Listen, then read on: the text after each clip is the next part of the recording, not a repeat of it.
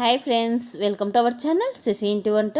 ఈరోజు రెసిపీ వచ్చేసి పచ్చి చింతకాయలతో చట్నీ ఎలా చేయాలో చూపించబోతున్నాను అండి. అంతకన్నా ముందు మన ఛానల్ని ఎవరైనా ఫస్ట్ టైం చూస్తుంటే ప్లీజ్ సబ్స్క్రైబ్ చేసుకోండి. వీడియో అలాగే నచ్చితే లైక్ చేయండి.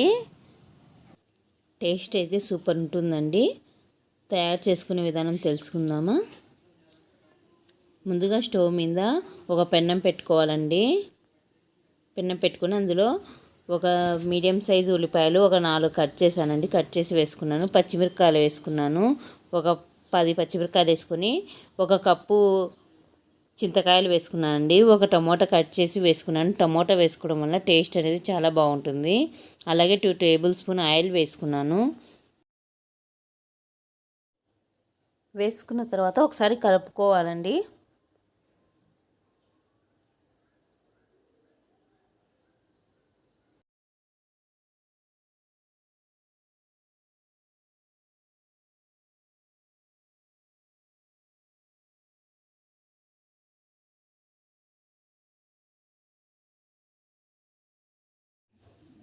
కలుపుకున్న తర్వాత 2 మినిట్స్ మగ్గనివ్వాలండి. మూత పెట్టేసుకొని 2 మినిట్స్ తర్వాత చూడండి, మనకి కొంచెం మగ్గింది కదా. ఇంకొకసారి కలుపుకొని మళ్ళీ మూత పెట్టేసి ఇంకొక 2 మినిట్స్ మగ్గనివ్వాలి. అలా 2 మినిట్స్కి ఒకసారి కలుపుకోవాలండి. 2 మినిట్స్ తర్వాత చూడండి, మనకి చింతకాయలు అనేది మగ్గిపోయాయి కదా.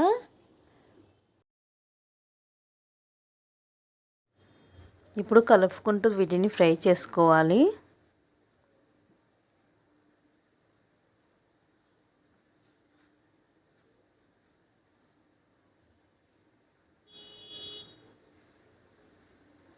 ఒక 2 మినిట్స్ కలుపుకుంటూ ఫ్రై చేసుకున్న తర్వాత మళ్ళీ మూత పెట్టేసి ఒక 2 మినిట్స్ మగ్గనివ్వాలి.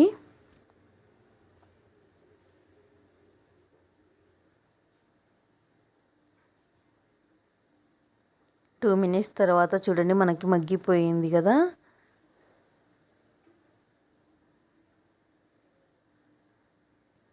ఒకసారి బాగా కలుపుకోవాలి. మనకు మగ్గిపోయిందండి. ఇప్పుడు స్టవ్ ఆఫ్ చేసేసుకుందాము. వీటిని ఇప్పుడు రోట్లో వేసి దంచుకోవాలి చల్లగైన తర్వాత.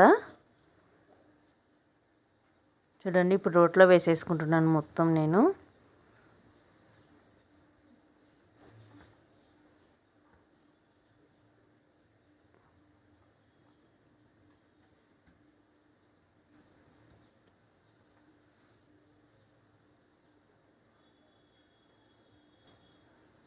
ఇప్పుడు ఉప్పు వేసుకోవాలి. రుచికి తగినంత ఉప్పు వేసుకోవాలి.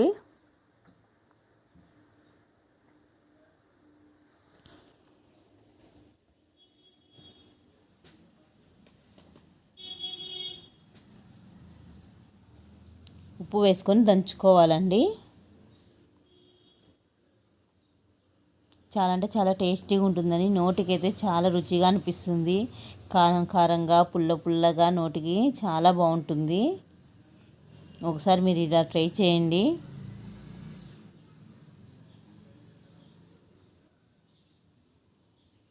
మనం మిక్సీ పట్టుకున్న దానికన్నా ఇలా రోట్లో దంచుకుంటేనే ఈ చట్నీ టేస్ట్ బాగుంటుందండి.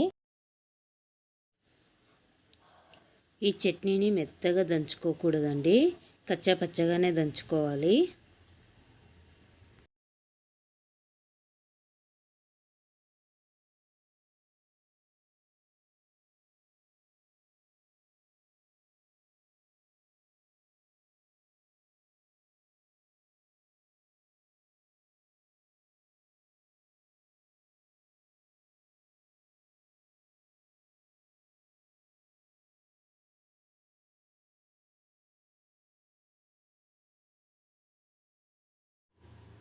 చట్నీ రెడీ అయిపోయిందండి. ఇప్పుడు ఒక గిన్నెకి తీసుకుందాము.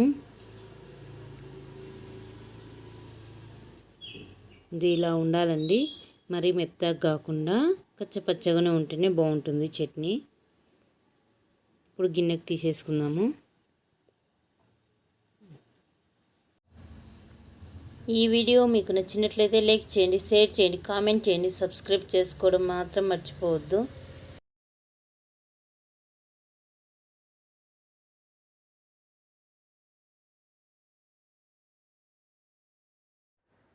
అంతేనండి, చట్నీ రెడీ అయిపోయింది. ఇప్పుడు అన్నంలో కలుపుకొని చూపిస్తాను. వేడి వేడి అన్నంలో తింటే చాలా అంటే చాలా టేస్టీగా ఉంటుంది. ఇంకేం అవసరం ఉండదండి. ఇది ఒక చట్నీ ఉంటే మొత్తం అన్నం తినేయచ్చు.